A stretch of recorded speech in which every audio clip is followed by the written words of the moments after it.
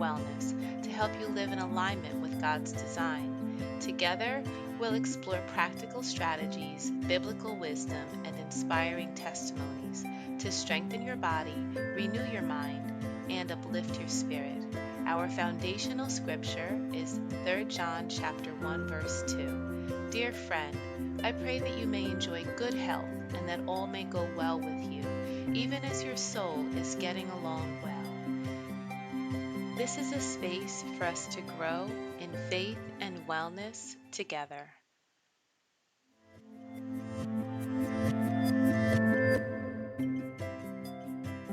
Welcome back to the Well Woman Coaching Podcast, where faith meets wellness.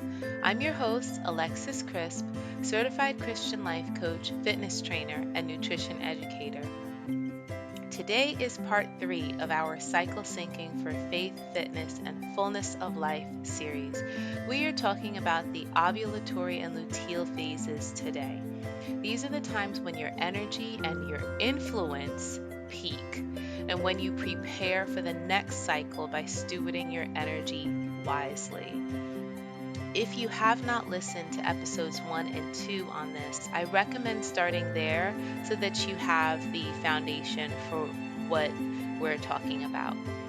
Today we are taking a deep dive into the ovulatory and luteal phases of our menstrual cycle. Let's go deeper.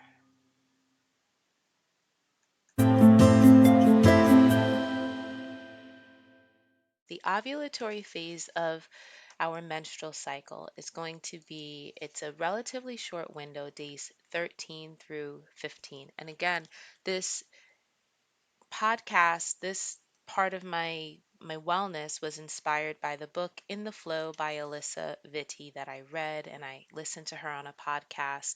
It made sense to me, and I started to implement some of these things into my life and did absolutely see a transformation in how I was started to live in the flow, as the book title says. So your ovulatory phase, days 13 through 15, this is going to be the shortest phase. Estrogen is absolutely at its peak, and testosterone is going to give you a boost in strength and confidence. If you need to pitch for something, try to do it around this time. You're interviewing, whatever you're doing that you need a boost of strength and confidence, this is going to be the window to do it. As I said in the previous episodes, if I can possibly schedule speaking engagements, juicing workshops, any of those types of events during my ovulatory phase, I 100% do it since I started doing this practice. What is a scripture that we can think about for this cycle syncing and the ovulatory phase? Proverbs chapter 31, verse 17 reminds us, she sets about her work vigorously. Her arms are strong for her tasks. This is your go time. This is a season for you showing up boldly in the areas that God has called you to. What are the foods that are good to have during this ovulatory time? Good foods for the ovulatory season. Again, I was already juicing and having lots of vegetables and beneficial foods in my world, but I highlighted for myself asparagus, bell peppers, Brussels sprouts are going to be good during this time, and chard. I already had Swiss chard in my regimen. It made sense that I just shift it into this ovulatory phase and see if I could help to maximize the benefits. Also, spinach and tomatoes during this time as well. Some fruits to consider during your ovulatory phase are going to be apricots, coconut, fig, raspberry, and strawberry are in there as well. So, those are foods that are beneficial. And again, I highly recommend you get the book from your library. Anywhere you can get a book, you should be able to find this book. I have it on audio, and it comes with the PDF, which is what I printed and started to implement this into my life. You're also going to want to have high fiber foods. That's going to help you metabolize estrogen effectively. And I can do a whole other episode on fiber because many, if all of us Americans, are not getting enough fiber in our diets, but that's not for today.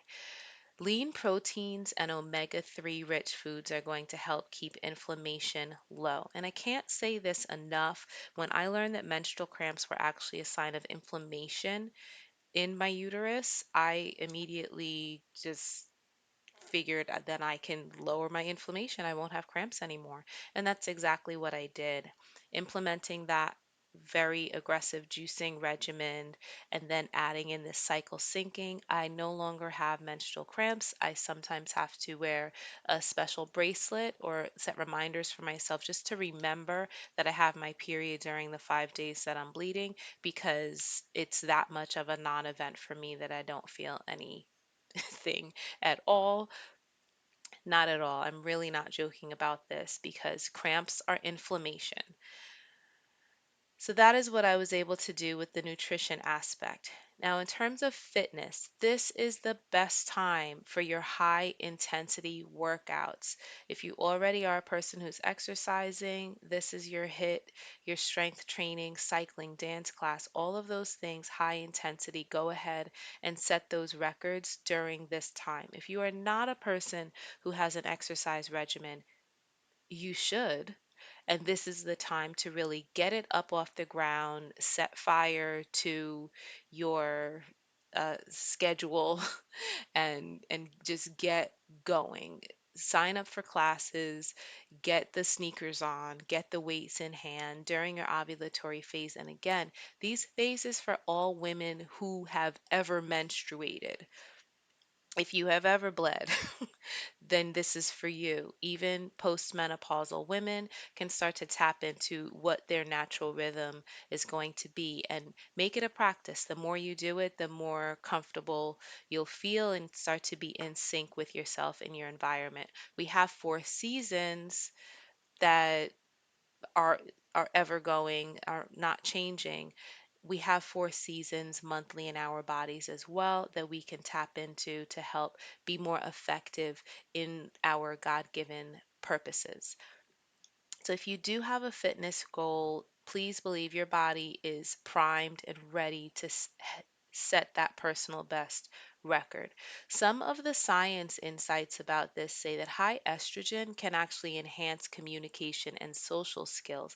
And that's why this makes it an ideal time for meetings, presentations, networking, any ministry outreach. And for me personally, if I can schedule workshops and speaking around when I'm ovulating, it's ideal for me. I notice a much better version of myself shining through. So that's the ovulatory phase. We'll move next to luteal. This is going to be days 15 through till the end when you bleed again, which starts the clock over, and that's your day 1. So luteal is immediately following ovulation. Your progesterone levels are going to rise as your body's preparing possibly for pregnancy. But remember, none of this is about pregnancy. This is about, as a woman, this rhythm that you have, tapping into it.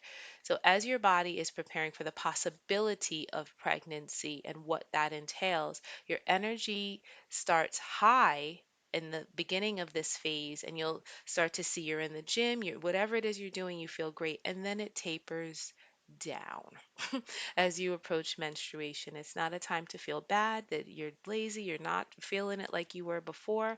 This is a natural part of our design.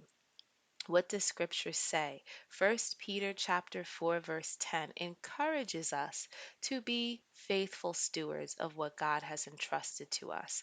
This luteal phase is about steady work, tying up loose ends and caring for yourself so that you can enter the menstrual phase feeling restored. That is our goal. We want to enter into our menstrual phase feeling restored. What I have done and where I have gone very, very wrong with all of this is taking that energy. I told you I get very excited day 1 when I start bleeding because I know somewhere in the next 7 days I'm about to be on fire with whatever I have going on.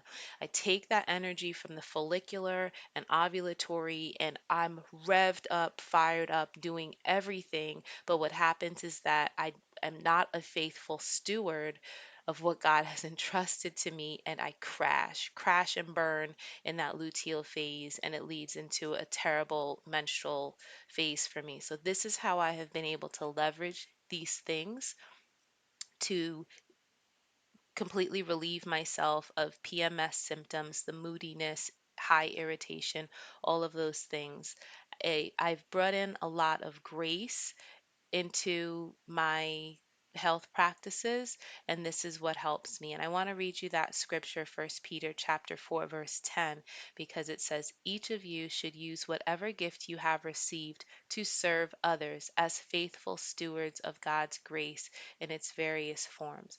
And I recognize that I am not serving others well when I just completely deplete myself, and then I'm bitter, resentful, and just absolutely miserable during that luteal leading into the menstrual phase, and really no use to anyone. So I want to be a faithful steward the whole month long and just sort of balance out what I'm doing and not go so hard in the follicular and ovulatory stages, because I know that that luteal, that lower end of the luteal stage is going to hit me more aggressively. What are foods we should be eating during this luteal phase? If you want to have steady energy, you want to have complex carbs, these are going to be sweet potatoes and brown rice. Very beneficial. I'm a big sweet potato eater, really all month long, but I do focus in during the luteal phase. And even doing these episodes is helpful for me to bring this back into my regimen in a stronger way than it has been, because it's there, but I have not really been following it. So I'm excited. I'm learning as I'm speaking and sharing with everyone so that I can get back on track with this as part of my regimen. This is a great time for ginger. Some other vegetables that are helpful are cabbage, celery, and collards. So again, these were already things I was eating. I just strategically placed them into the luteal phase to see if I can maximize their benefits and enhance my own productivity, energy levels, and life.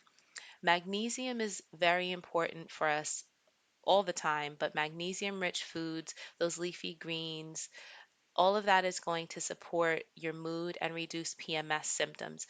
And specifically for me, the worst part of the PMS was mood instability. As a person who has mental health challenges already, having previously dealt with anxiety and depression, PMS actually was premenstrual dysphoric disorder for me, and it was highly debilitating in my life, in relationships, and I've managed to overcome that. Very grateful that I've overcome that, and the truth is I've just locked in with my nutrition and fitness. So faith, food, and fitness for me has been the key.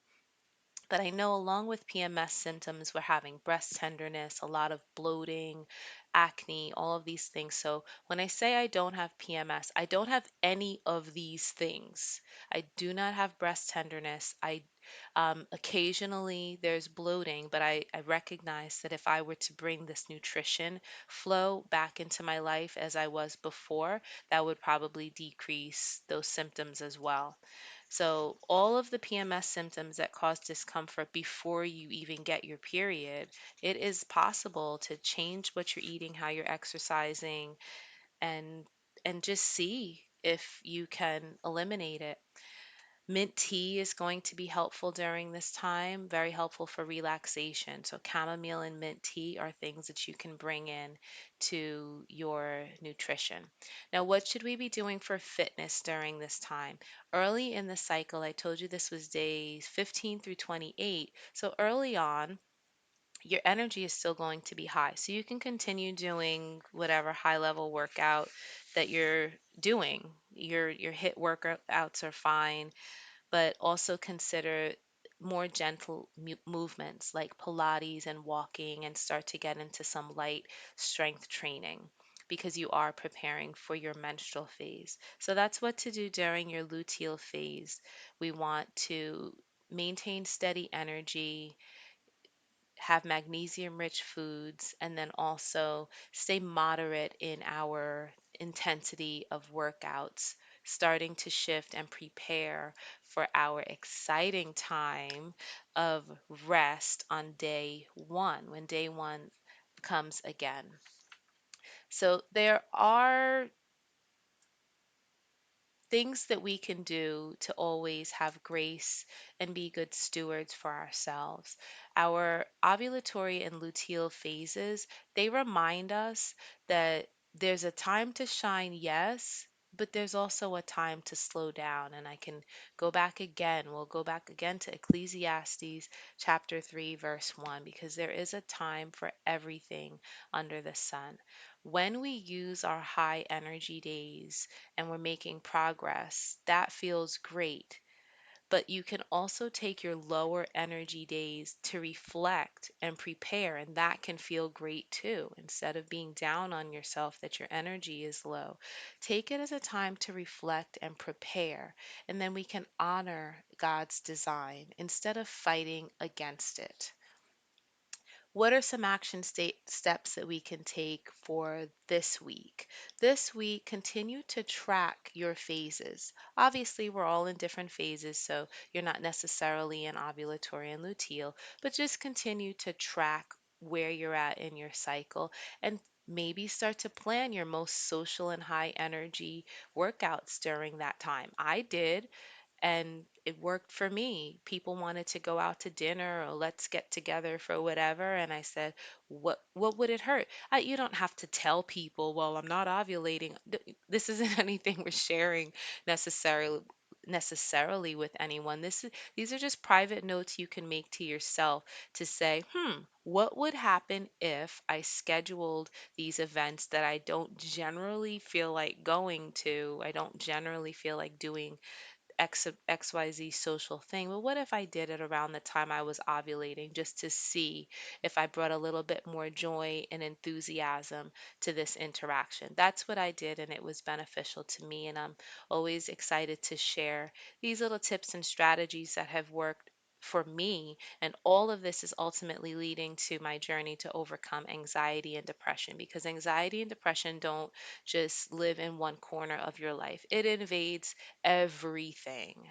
Like I said, my menstrual cycle was a wreck, relationships a wreck as a result of that, work not focused, all of these things all askew all over the place. So this was something that I brought into my wellness toolkit to see, can this practice of honoring this rhythm that God has placed in me help me to feel better and show up better in my life? And it did.